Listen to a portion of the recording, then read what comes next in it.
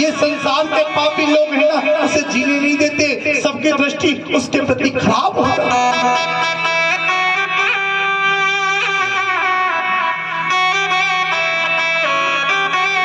उस पावन कथा में प्रवेश करते हैं, क्योंकि ये गद्दी सत्य की है। मैं सच्चाई की बात कहता हूँ, कभी भी किसी को दुखी मत करना, अपने माँ बाप का नाम कभी नीचे मत करना, क्योंकि 4 दिन हो गए, 3 दिन और कथा श्रवण कराऊंगा, हवन करूंगा, उसके बाद मैं तो चला जाऊंगा। लेकिन मेरी बात उस समय याद आएगी जब तुम्हें संकट ने आकर देखे, जब तुम संकट में होंगे ना तब याद आएगी। एक कथा सुनाने वाले व्यास जी आए थे, उन्होंने हमें ये बात सुनाई थी। एक बार प्रेम से बोलो जय श्री राम।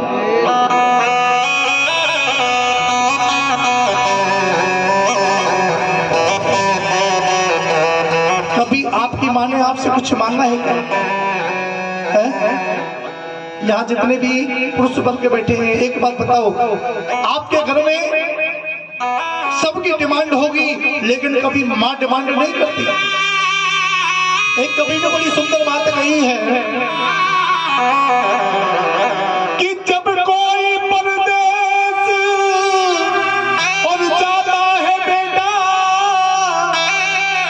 शुरू दौर होता है फरमाइशों का। भाई कहता है मेरे लिए अच्छी सी गाड़ी लाना, और बीवी कहती है मेरे लिए बढ़िया बढ़िया सी साड़ी लाना। मगर माँ ये कहती है कि कुछ भी न लाना, मेरा लाल वापस मेरे घर को आए। कुछ भी न लाए मेरे लिए, मगर माँ ये कहती है कि कुछ भी न लाए, मेरा लाल वापस मेरे घर को आए। मेरा लाल वापस मेरे घर को आए। मेरा लाल वापस मेरे घर को आए। माँ कभी आपसे कुछ नहीं मांगेगी, माँ ये चाहती है बेटा तू खुश रहे। मैं बहुत से अनाथ आश्रमों में जाता हूँ ना, वहाँ पे बड़े बुजुर्गों को देखता हूँ, मैं पूछता हूँ माँ, बोले नहीं महाराज जी जैसा भी ठीक है, आप तो बस उनको श्राप मत दो, उनसे ये कहो कि वो जैसे रहे खुश रहे। एक बार प्रेम से बोलो जय श्री राम। इतना प्यार करेगा कौन जितना माँ करती है। जो भी अपनी माँ से प्रेम करता है ताली बजाते हुए आज अपनी माँ को याद करेंगे, जन्म देने वाली माँ को याद करेंगे। बेटा जब परदेश को जाए, बेटा जब परदेश को जाए, माँ रोया करती है, माँ रोया करती है।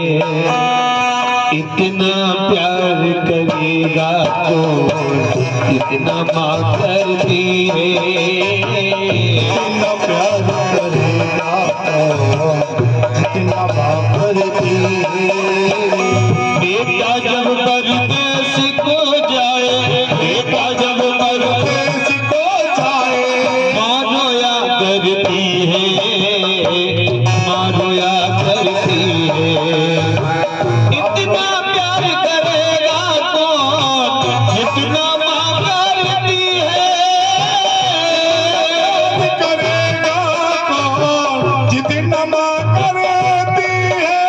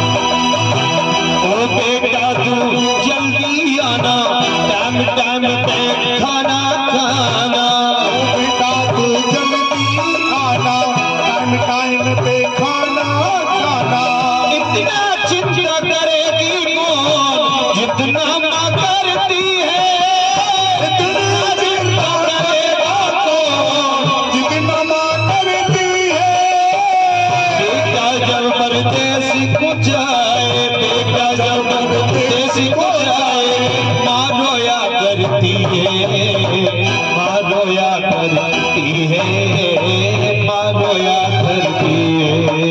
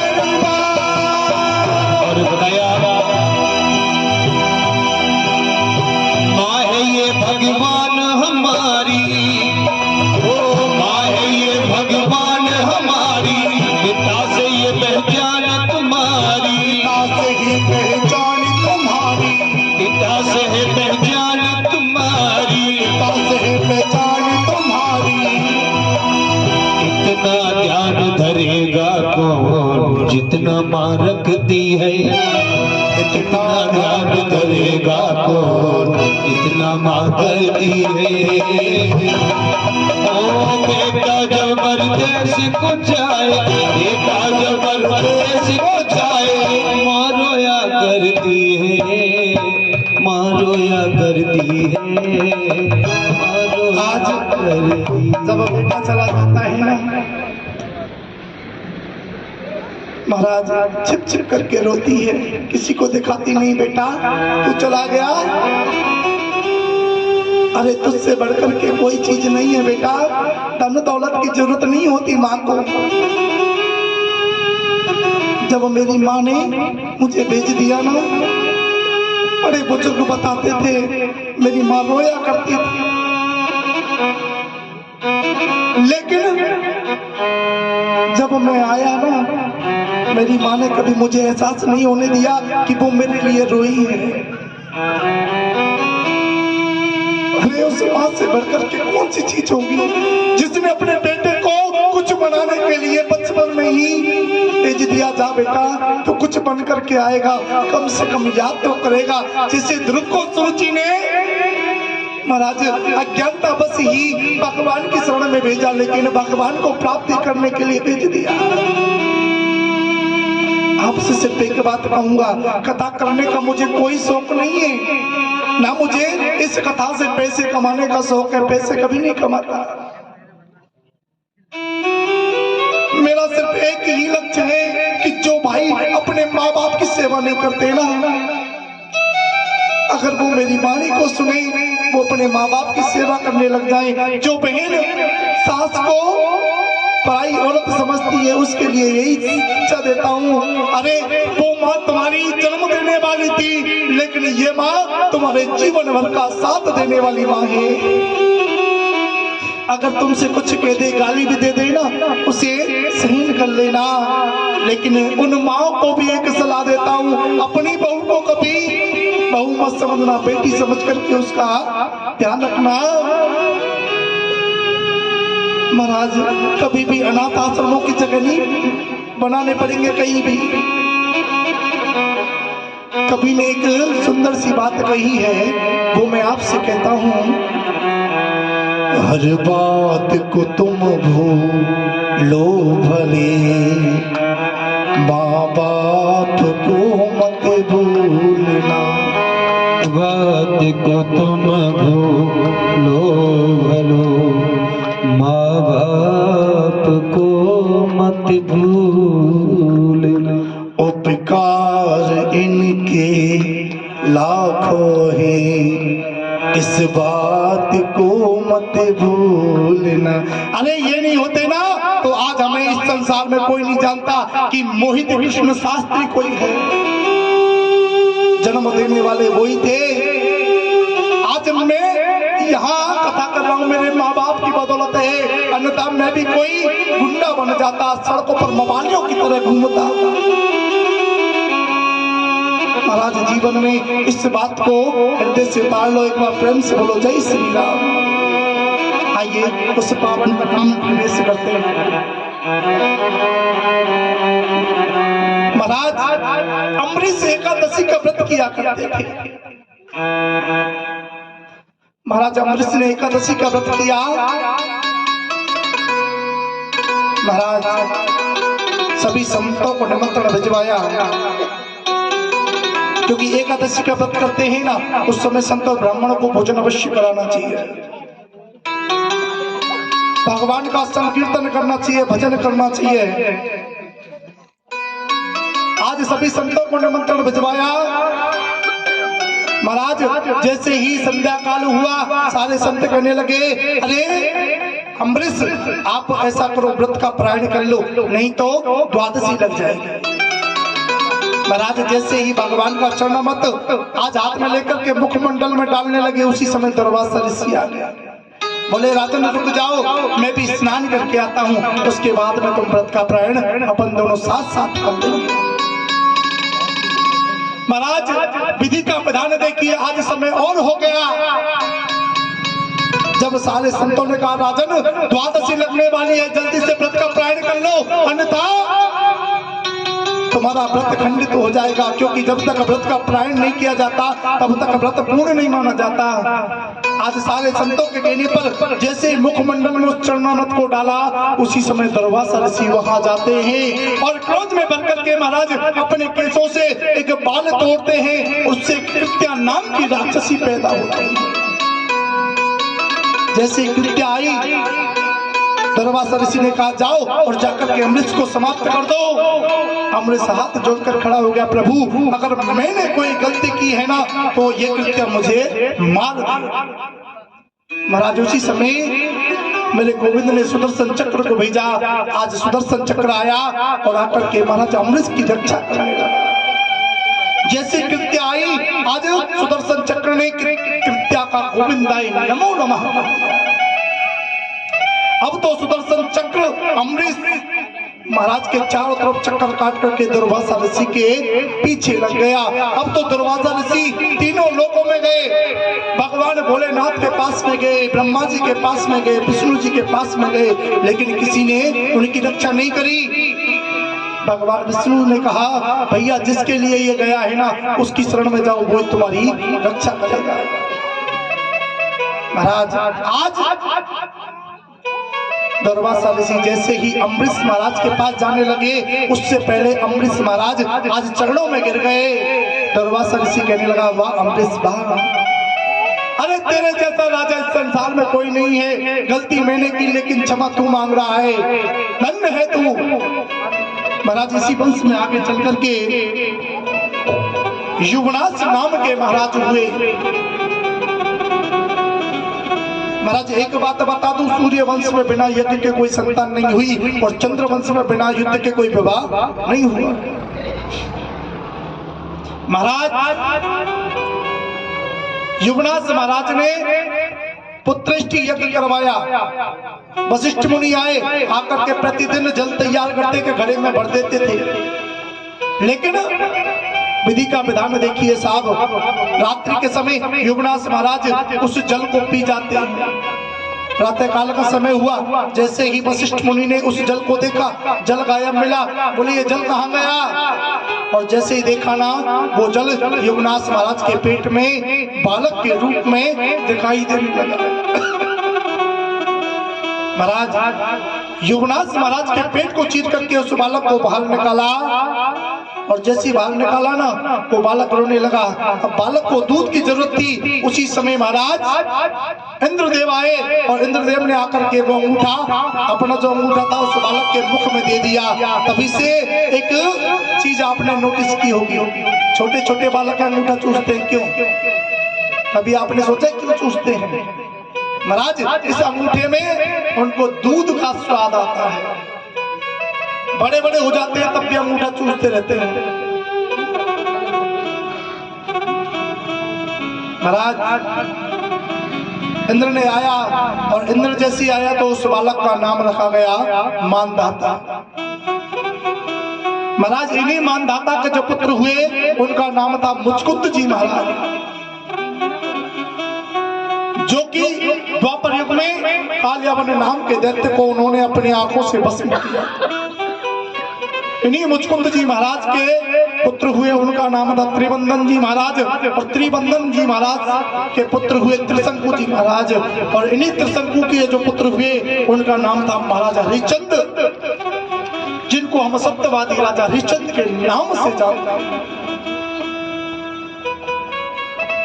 हरिश्चंद्र हमेशा सत्य बोलते थे, कभी झूठ नहीं बोलते थे। भगवान ने आज राजा हरिश्चंद्र की परीक्षा के लिए, महाराज हरिश्चंद्र अपने महल में सो रहे थे, और महाराज जैसे ही महल में सो रहे थे तभी राजा हरिश्चंद्र को एक सपना आया।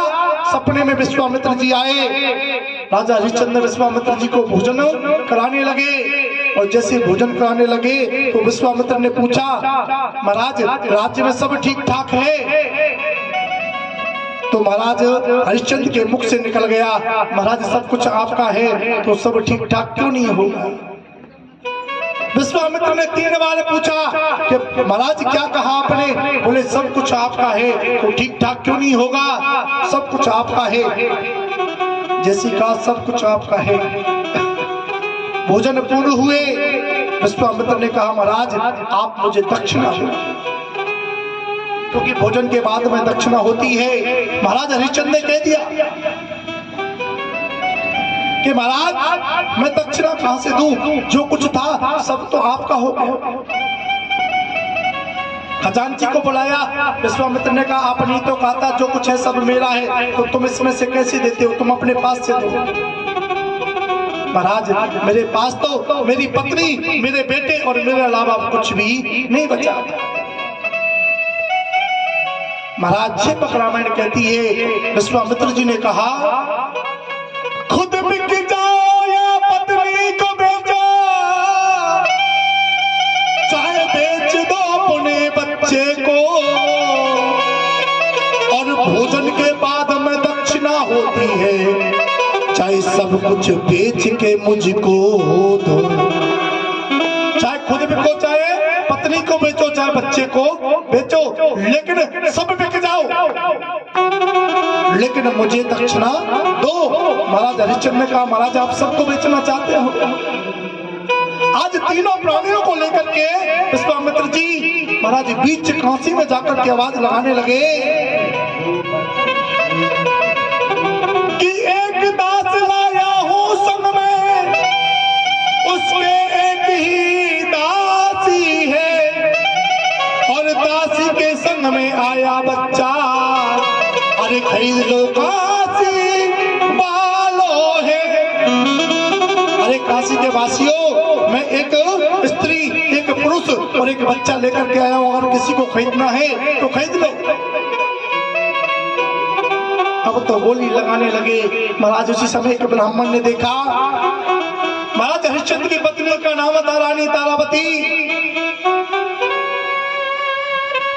महाराज आज रानी तारावती और रोहित को खड़े हुए हैं।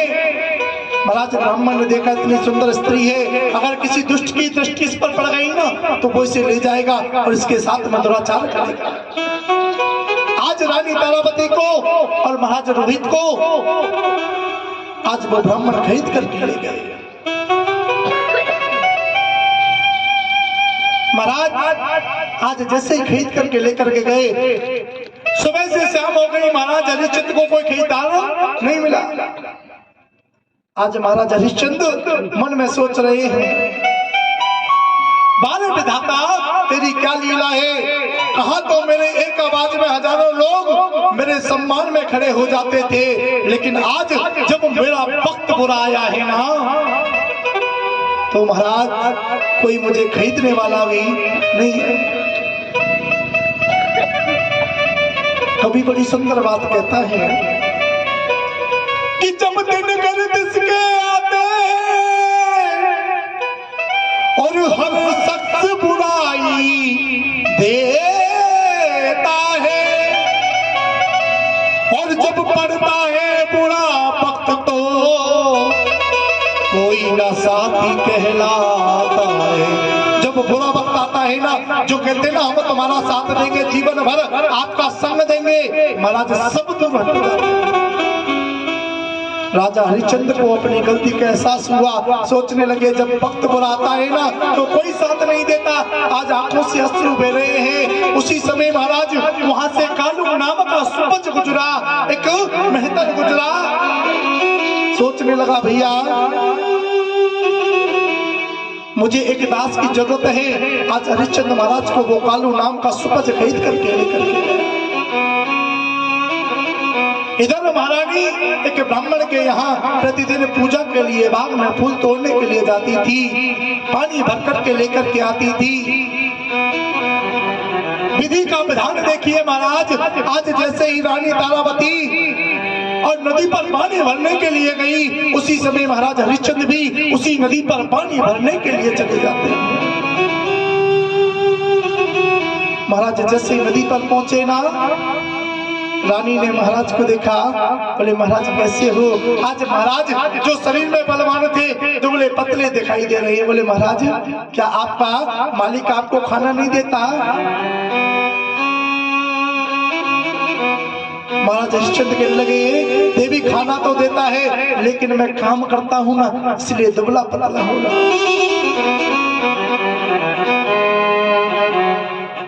आज दोनों अपने अपने पात्रों को भरने लगे। महाराज हरिश्चंद्र ने कहा रानी आप एक काम करो ना, इस घड़े को मेरे सर पे रखवा दो, क्योंकि मेरा शरीर कमजोर हो गया, मैं इस घड़े को नहीं उठा सकता। रानी तारावती कहने लगी महाराज कि सत्य व्रत तुमने जो धरा और सच्चाई तो भूल गए, और तुम सुपच के घर में रहते हो, मैं ब्राह्मण के कुल में काम करूं। ऐसे कैसे भूल गए तुम तो एक नीची जाति के घर पे काम करते हो और मैं एक ब्राह्मण के घर में सेवा करती हूँ, और मैं तुम्हारे इस पात्र के हाथ नहीं लगा सकती। तुम तो सत्य का आचरण करते हो, कैसे भूल गए?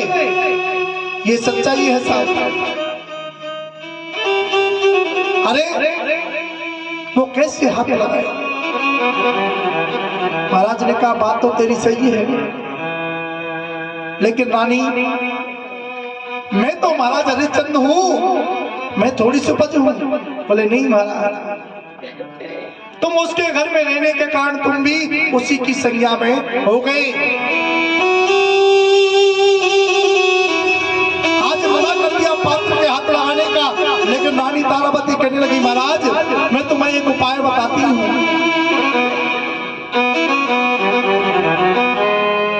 कि आप नदी के अंदर प्रवेश कर जाओ, और जब तक आपका सर नदी में डूबे नहीं तब तक आप पहुंच जाना, और जैसे ही आप नदी में प्रवेश करोगे ना, घड़े का भार नदी के अंदर हल्का हो जाता है साहब, वजन नहीं रहता पानी, उसी अपने सर पे धारण कर लेना।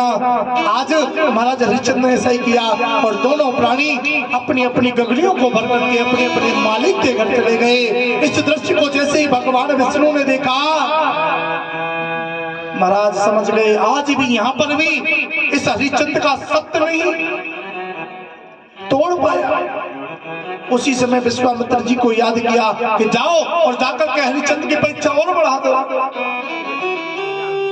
विधि का विधान देखिए, प्रतिदिन रानी तारावती बाग में फूल तोड़ने के लिए जाती। आज रोहित कहने लगा, माँ आज तुम बाग में फूल तोड़ने मत जाओ। मैंने विद्वानों से सुना है कि माँ बाप की सेवा करनी चाहिए। माँ बाप से बढ़कर के संसार में कोई चीज नहीं होती। माँ आज तुम यहाँ बैठो, मैं फूल तोड़ने के लिए जाता हूँ। आज बाग में वो रोहित फूल तोड़ने के लिए चल देता है। इधर विश्वामित्र जी उस बाग में सर्प बनकर के बैठे हुए थे और जैसे ही रोहित फूल तोड़ने लगा, महाराज सर्प बनकर के आज विश्वामित्र जी उस बालक को डस लेते। जैसे विश्वामित्र जी ने डसा और नगर में आकर के ढिंडोरा पीट दिया, अरे भैया किसी का बालक बाग में फूल तोड़ने के लिए गया था, उसे किसी सर्प ने डस लिया।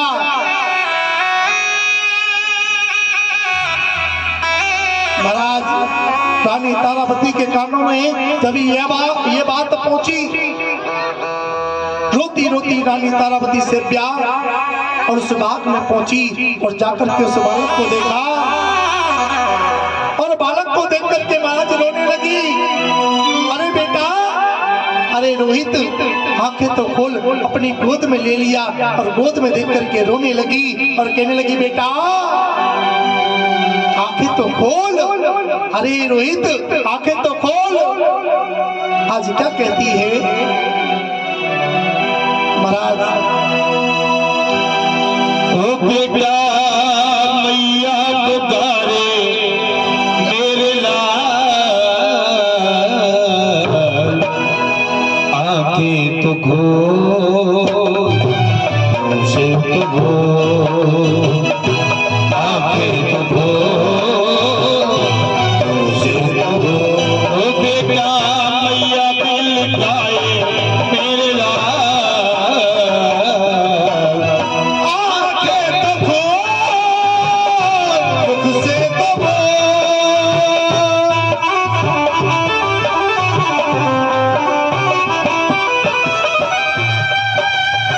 हे बेटा, हे रोहित, हे मेरे लाल, आंखें तो खोल बेटा, देख तेरी माँ देर से मिलने के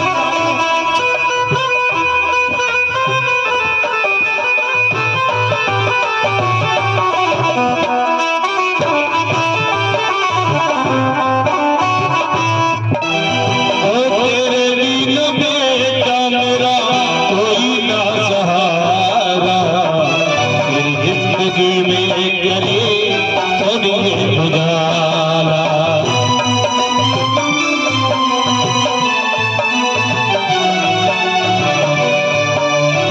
हे रोहित बेटा, ओ बेटा मैया मिलताए मेरे लाल, आंखें तो खोल उसे तो खोल, आंखें तो खोल उसे तो खोल। हे बेटा, अरे रोहित आंखें तो खोल बेटा, देख तेरी माँ आज तुझसे बोलती है बेटा। भगवान किस नसीब की दी है मुझे सजा, जिंदगी यही है कोई जिंदगी ले जा। जिंदगी यही है तो है जिंदगी बेटा।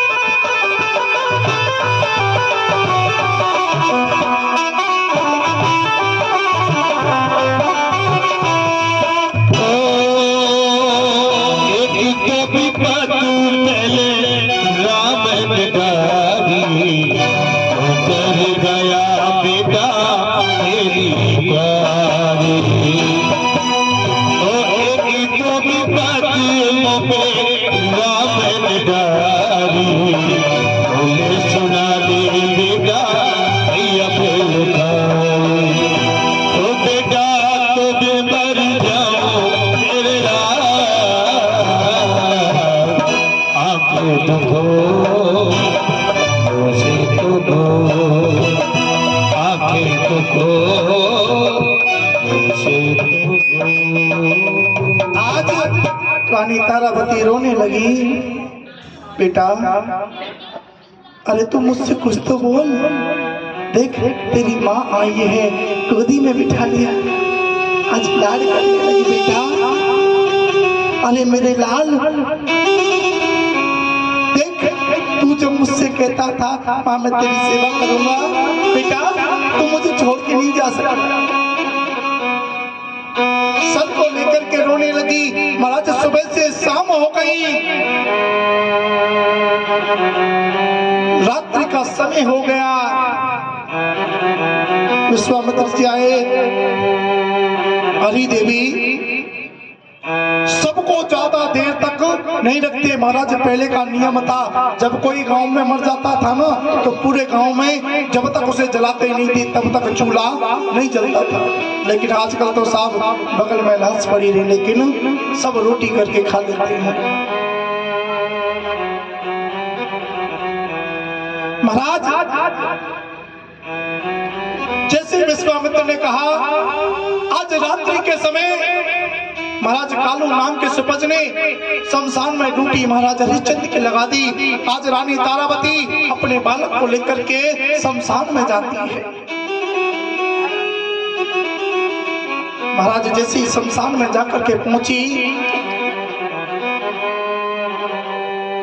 जाकर के महाराज गेट को खोला तो महाराज हरिश्चंद्र ने कहा, कौन है जो रात्रि के समय सबको जलाने के लिए आया है? अरे तुम बिना करके इस सबको नहीं जला सकते। आज रानी तारावती कहने लगी, मेरा बेटा मुझे छोड़ करके चला गया, मैं उसे उसका दाह संस्कार करने के लिए आई हूँ। अरे तुम कोई भी हो, बिना करके तुम इस लाश को नहीं जला सकते। महाराज विधि का विधान देखिए। उसी समय आकाश में बिजलियां कड़कने लगी और जैसे रानी तारावती ने देखा महाराज हरिश्चंद्र खड़े हुए हैं। बोले, स्वामी आज आपका कुंवर हमें छोड़ करके चला गया, चलो इसका दाह संस्कार करते हैं। महाराज हरिश्चंद्र कहने लगे, रानी क्या बात कर रही है कि कौन तू मेरी रानी है और ये मेरा कुंवर है। अरे मालिक की आज्ञा पूरी करना ये तारा मेरा धर्म है। रानी, मेरे मालिक ने मुझे यहाँ पर नौकरी पर लगाया है, ड्यूटी पर लगाया है। तू मेरी रानी नहीं है, ना ये मेरा पुत्र है। मालिक ने जो आज्ञा दी है उसको पूरा करना मेरा धर्म होता है साहब। महाराज ने कहा, रानी तारावती कहने लगी, स्वामी अरे ये तो आपका बेटा है। बोले, कोई बेटा नहीं, मेरा कोई नहीं है, मैं तो सिर्फ अपने मालिक की नौकरी कर रहा हूँ। महाराज इसका दाह संस्कार करना है। बोले, अगर दाह संस्कार करना है तो कफन में से कुछ टुकड़ा मुझे कर के रूप में दे दो और फिर अपने बेटे का दाह संस्कार कर। महाराज जैसे ही कहा ना, रानी कहने लगी, मेरे पास तो कफन के लिए भी पैसे नहीं है। महाराज हरिश्चंद्र ने कहा, रानी तुम्हारे पास में ये साड़ी है ना, इसके दो हिस्से कर लो। एक हिस्से अपना तन ढक लो तुम और एक का कफन बना लो और उसी कफन में से कुछ टुकड़ा और करके रूप में मुझे निकाल के दो। महाराज रानी तारावती ने कहा, महाराज आप ये क्या कह रहे हैं? बोले, रानी उस दिन की बात करो जब मैं नदी पर पानी भरने के लिए गया था, तुमने मुझे मेरा सत्य याद दिलाया था। तो आज तुम क्यों बोल रही हो मैं भी एक समझ के यहाँ नौकरी कर रहा हूँ। आज रानी तारावती ने अपनी साड़ी के दो हिस्से किए एक से तो तन को ढका और दूसरे में से कफन बनाया, उसमें से थोड़ा सा टुकड़ा फाड़ करके महाराज हरिश्चंद्र को दे दिया। आज जैसे ही उस चिता में अग्नि लगाने लगे उसी समय भगवान प्रकट हो गए। बोले महाराज हरिश्चंद्र मांगो, क्या मांगना चाहते हो? इतने में ही विश्वामित्र जी वहां गए। महाराज हरिश्चंद्र ने कहा प्रभु मुझे कुछ नहीं चाहिए, लेकिन मैं आपसे एक वरदान चाहता हूँ, वो आपको जरूर देना होगा।